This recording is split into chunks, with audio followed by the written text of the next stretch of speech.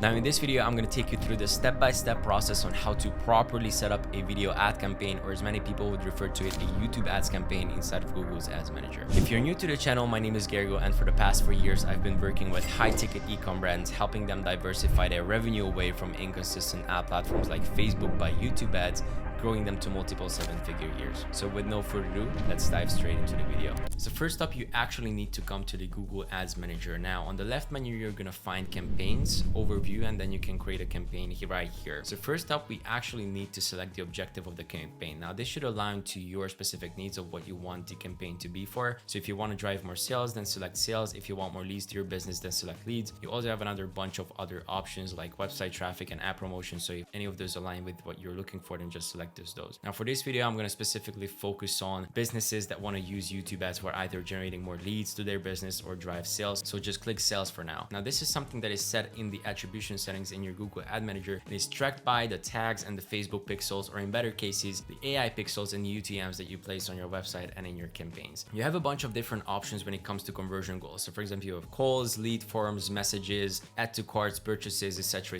that you can either put to primary or secondary conversion goals, from which Google is going to learn how to optimize the best possible outcomes regarding what you're looking for. So once you have all these selected, by the way, bear in mind, if you remove any of this, now I cannot because all I have set up in this account is purchases, but if I would have more and I want to remove one, then it's not going to remove it from the whole account. It is just going to be removed from this specific campaign. So once you have all your conversion goals set up, then just click continue, and then we can go on selecting the campaign time, which is going to be video ad or YouTube ad in this case, and click continue. And this is the actual fundamental setup for the campaign. So first up, if you realize on the left menu row, you have every single setting laid out really nicely for you. So as I've said before, YouTube makes it a really nice and smooth process for advertisers to be on the platform, and they're basically working with you collaboratively, trying to resolve maybe disapproved ads and working with you on how to optimize your ads to the fullest. So first up, we need to name the campaign itself. Now this should happen according to your naming conventions. You want to be as time efficient as possible, so you want to name it so that you know what's inside the campaign itself in terms of targeting audiences without even opening it. So I'm just going to name it according to my naming conventions, which is going to be once advertisement targeting the US, top of funnel campaign targeting B2B coaches,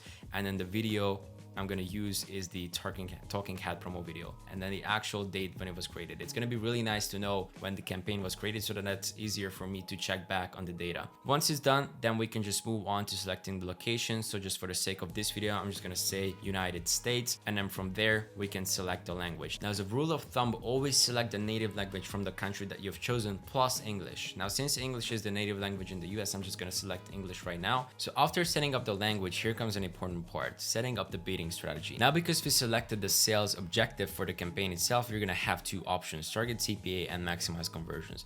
If you're about to go for lead generation or app promotion or website traffic, you would have a bunch of different options like target CPM or target viewable impressions and stuff like that. But since this is targeted for people who want to generate more leads, or this is the two options that we can work. So as it comes from the name, maximize conversions is actually going to set the algorithm to set your bids to help you get as most conversions as possible according to your conversion actions you're looking for. Whereas target CPA, let's just set it for $10 for this example. This is actually something that you set as a desired cost per action, which is in this case is a conversion. So this will make Google optimize bids to help you get as many conversions as possible for your desired target that you set for your cost per acquisition in this case. So if you look at it in a 24-hour period, then some costs may be more or less during that period, but if you even it out during the long run in the month, it's going to be closer to the target CPA that you actually set for the campaign. So here's my recommendation. So for brands that are just starting out with PPC or YouTube ads and don't have a lot of data gathered on the ad account itself, I would suggest use maximize conversions, as it's going to allow the algorithm to kind of play around freely with your ad spend and really just optimize for the most conversions possible. Whereas for brands that have been advertising on the platform and generating data on the ad account itself for a couple of months out, I would suggest using target CPA, as the algorithm will have a pretty good idea about how to optimize and get the most out of your conversion actions, so that you can actually have the chance to limit your costs and say to the algorithm, hey, this is my desired cost per acquisition in this sense. So now that we set up the bidding part, we can actually set the budget for the campaign itself. So I'm just going to put $200 per daily. It's important to know that unlike on Facebook, here you actually set the budget on the campaign level, and this really influences the campaign structures itself and when doing YouTube ads. So let me just quickly sketch out Facebook versus YouTube campaign structures for you. So this is how a Facebook ad account would look like. We have a campaign with multiple ad sets in it, and then we have multiple ads inside the ad sets. Now this is the simplest campaign structure on Facebook since the budget is set on the ad sets level, so that we have a pretty clear idea on which audiences and which ads and which variations of them resonate with what audiences, because the budget allocation actually happens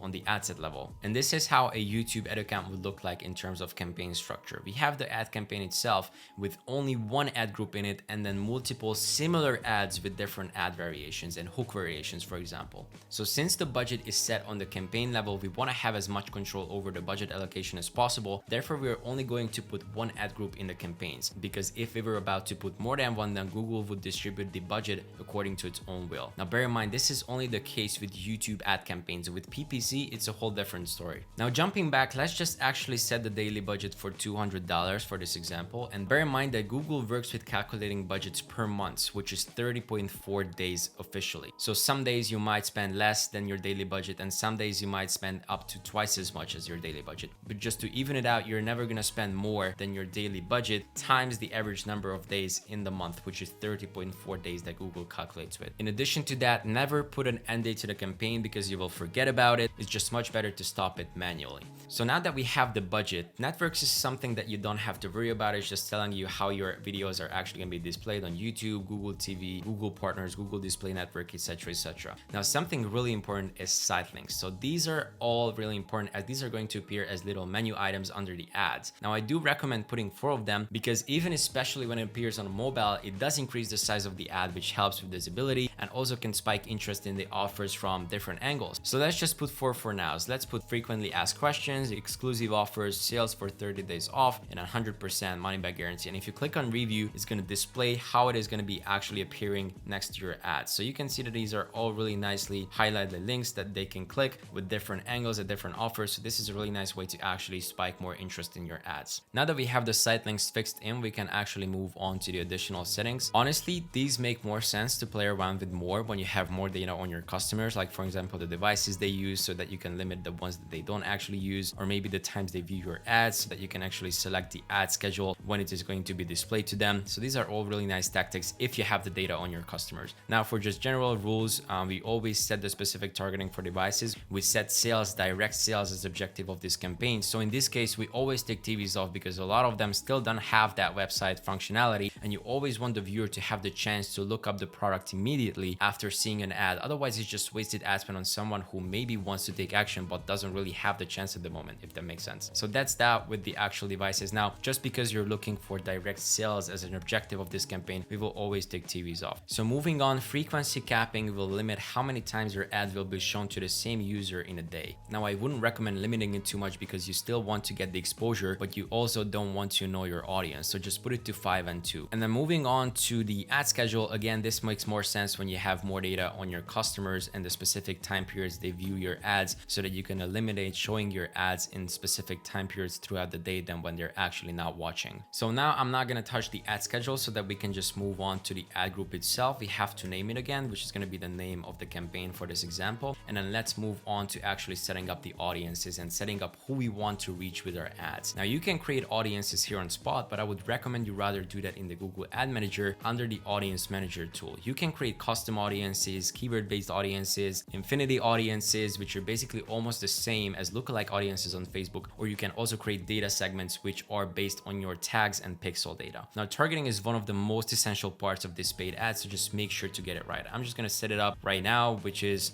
going to be used by the US B2B coaches keyword-based target audience. Now, bear in mind that a general rule of thumb, you always want to have a decent size of audience because your targeting is not going to work otherwise. So what I would generally say, a good audience size would be anywhere from 100 million to 500 million. You can still go to 1 billion to 5 billion, but that's already a bit too broad. So just don't try to go above 5 billion at any cost. Always try to aim to 100 million to 500 million. Now, for those actually interested in leveraging YouTube ads, I have a great opportunity for you. Hop on a free demo call with me and I'll show you exactly how YouTube can be used to your advantage, sharing some of the strategies that me and my team used to double businesses with over the past years. Find the link in the description below or the top comments and get your personalized quote today. Anyways, getting back on track, once we have who we are targeting, we will just go down to the ad level where we set up the actual creatives and the ad itself. Now, bear in mind, you do have to upload your video creative in your YouTube studio. You want this to be separate from any organic YouTube videos that you have on that channel, so just put it to unlisted. Now, I've already got my YouTube video here, so I'll just put through the URL right here. And from there, really all you need to do is just finalize the URL, and this is where your ads are going to direct the viewers to. Now, I just put onceadvertisements.com, that's our website, and call to action, you can use learn more and everything else. Basically, we use learn more and